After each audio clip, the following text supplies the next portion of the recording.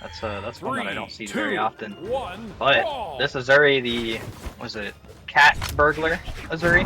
Pretty clean. Flower gonna be opening up with a D-Sig Nair already off the rip with the true Yumiko hammer combos. Gonna opt to the bow though. Both players kind of dancing around each other. Yumiko is so interesting, of course, with the hammer sigs, true setup sigs that if you do get caught in them, they combo into each other and then into a normal. So it's always cool to see what the Yumiko players are able to do in terms of creating spaces where you're not so worried as hammer. You're not worried about that 45 degree. You're worried more about, you know, that horizontal or the straight vertical. And so far, Flower playing in the zones very well, forcing MegD into really tricky spots. MegD getting an open up, though, on the Asuri, stuck on the left side of the stage as Flower sweat beads come out, but no punish. MegD can't really find that big open up on the guitars that we were seeing in the last set between Ichigo and Raymond. Find something there. No conversion, though. Just getting the 1 or 2 hits, which really, if you're going to come down to that 1 or 2 hit game, you're going to get outpaced in the damage by hammer and bow. So you have to start getting those big open ups as MegD. Yeah, MegD right now is definitely struggling. Flower's playing a lot more on the back burner, waiting for landings, waiting for any sort of opener, baiting a lot with the D-Lights and D-Sigs on the Yumiko hammer. And right now, MegD has just not found a way to really get in and do enough damage. We see it right there. The moment that MegD is about to approach, Flower just throws out a D-Sig, and that's a neutral 1 right there, at least for that interaction. Yeah. So MegD needs to tee up. Flower's going to stick to the hammer. Spamming these D-Sigs, gotta throw them out. It's making space, you know. At the end of the day, that's what you want. You want stage control. MegD's dancing around this a lot, trying to get anything they can on the sword. A D-Light recovery is going to connect, but Flower not quite taken out yet. A nice Sarah before Flower is able to land, and I believe that's it. Just like that, Flower's first stock is taken. MegD found the opener, and now Flower might have their strategy kind of, what's it called? Falling apart. Contested. Oh, contested, yeah. Yeah. No, for sure. I think, you know, as much as you can say about MegD, one of the biggest things, MegD is a very big movement player, and just having the command over the movement really shows that Flower going for a lot of these D6, MegD now baiting them out and able to dash in and out accordingly and getting big whiffs on it. Something that can take a lot of space, can only do so if your opponent isn't fast enough to react, but Flower there, able to get the downlight into the Nair on bow, switching back to the bow to contend with the grounded game that MegD is going to present with the sword now.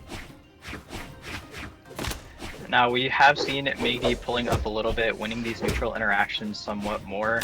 I think it's all up to your ability to kind of read your opponent and adapt to them, because there's a lot of adaptation that it takes when you're just trying to play really into your opponent and they're just backing up the entire time. You have to realize, you know, 1 or 2 more side lights and I could be in KO %. So you got to make sure that you're not making these mistakes. Flower going to be hitting a Nair to get back to stage. That was perfectly timed. MegD's ground pound almost connected, and now Flower is going to be fighting to keep this stock. D-Light recovery is going to be taking out though, and MegD now has the stock lead. Yeah, it all happens so quickly versus Assyria, I think, where you have a damage lead or you're, you know, feeling confident in neutral, but once they get in 1 or 2 times, Assyria having some pretty good damage output is going to be able to get in with the movement and find big success, but that side sig is going to find a lot of success for Flower now, going into this last stock situation on Demon Island, starting off as close as it can get here. And already Flower coming out on top, finding really, really nice bow nairs to cover the high jump attempts. You're seeing that for MegD, who's now employing a lot of those really high jumps to change up the approaches vertically. Flower adapting very, very well so far on the fly and contesting this movement from MegD. MegD just jumping around the center of the stage, does find a side light open up, waits for the dodge back in, doesn't find it, still in control. Flower, a side air is going to make this a little tricky. The down sig gets punished though by MegD, and this is a big open up on the guitars. The half pipe comes through, but a Flower neutral dodge is going to get them out of the bulk of that damage. Yeah, So MegD back is and playing forth so these far, yeah. approaches. Yeah, it's super back and forth between these players. We see Flower play a perfect bow, and then we see MegD play a perfect guitars, but damage is in the way of MegD, and with Flower disarmed off of the stage right now, MegD could end game 1 quickly, and that's all it's going to take. A D-Light Sair and Flower losing game 1, MegD moving on. MegD really, I think, finding some comfortability in the movement center stage really made it difficult for Flower to make those big Yumiko Sigs work out. I think they started getting punished so much that Flower kind of moving their game plan aside, moving that down sig game plan aside and going for something a little bit more I like to call it like Bastion, where you're like a rock just holding the stage and saying like, I will react to you approaching me. I think that's a lot of success was found from Flower getting nairs on MegD, but that can only hold so true because when MegD's in your face this much, eventually your defenses will falter, and that's exactly what's happening now. Able to pick up the weapon there after getting hit by the weapon toss, but still the pressure is on. Flower with a hammer is going to look to find their way back to the stage. Does find some comfort, but no reprieve. MegD is just hitting these buttons near Flower, and Flower can't find any safety here so far. So smothering. I mean, MegD's just chasing down Flower. You got to find some control here as Flower, and looking to do so on this wall. Can they get themselves back? They do, and a side air comes through. That's big. Open up for Flower. A nice three-piece, but it is going to end with the Sarah by MegD. Right now, I'm noticing MegD is adapting heavily to Flower. You know, just stay stacked with them the entire time. If they cannot wake up, if you're preventing them from waking up with those guitars or that sword, then you can pressure the entire time they have that stock. And there's nothing they can do about it. And right now, Flower has been falling for that. Originally, being able to kind of, you know, step away and make space with the D-signatures. And right now, MegD is just punishing absolutely every single mistake that Flower makes already with some crazy extra credit. The weapon throw D-Light Sair could possibly take out. The recovery wasn't enough, but the N-Sig back to stage. Flower is going to barely scrape away that stock, and they're keeping their second right now.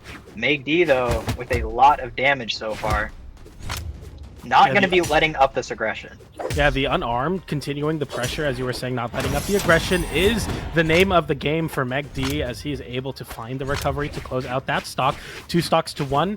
A lot more dominant game for MegD so far than the last, but it's never too late for Flower to get back into this one. Gets the hammer in there, goes for the N-Sig immediately to try to catch a jump from MegD. MegD not giving any panic options, though.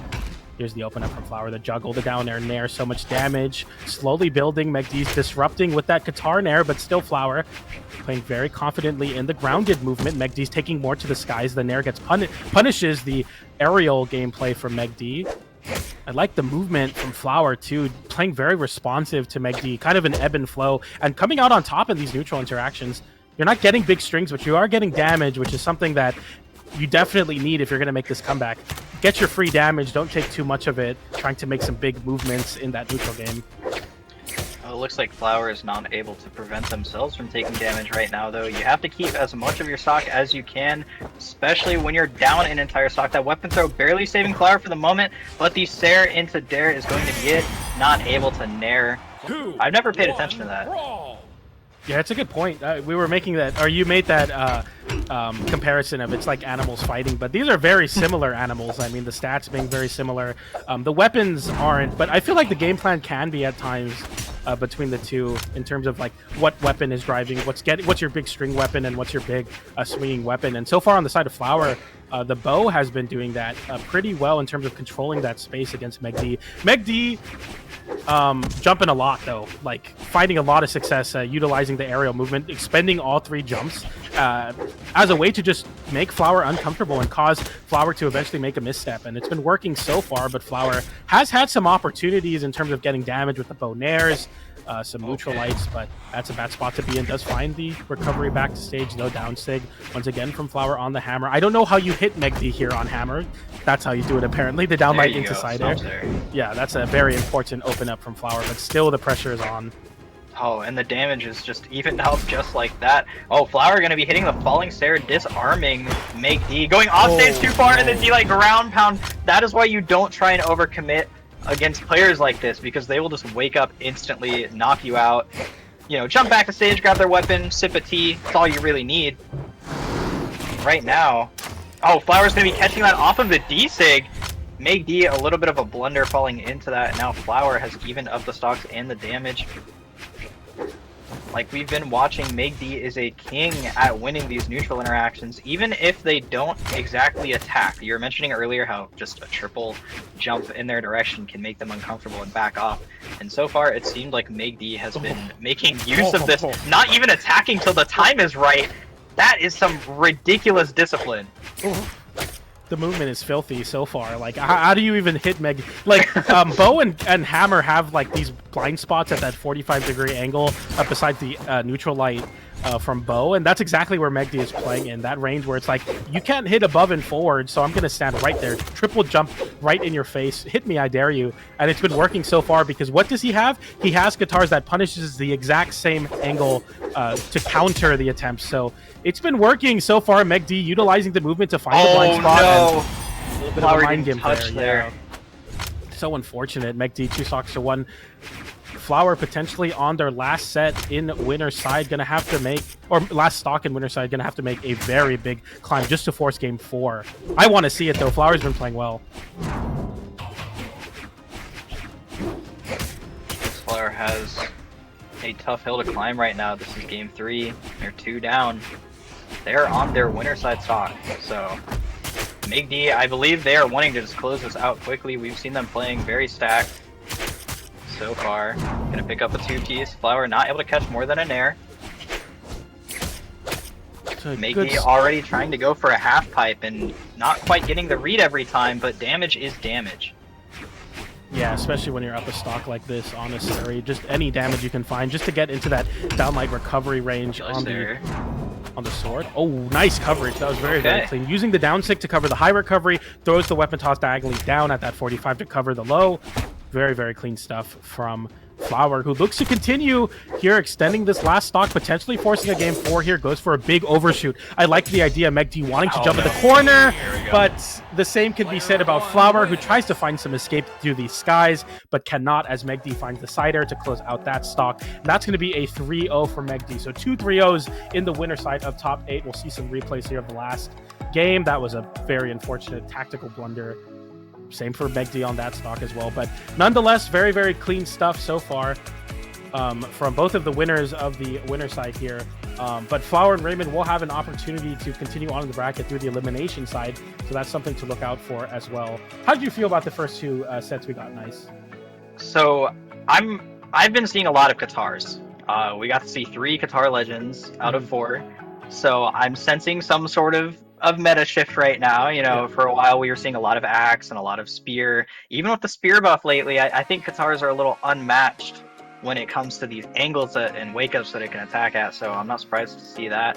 Flower though, I gotta give them props for going for the Yumiko. Definitely an off meta legend right now, but at the end of the day, you can make anything work. That's the fun thing about Brawlhalla, is that it's balanced to the point where you can win on anything if you put your mind to it.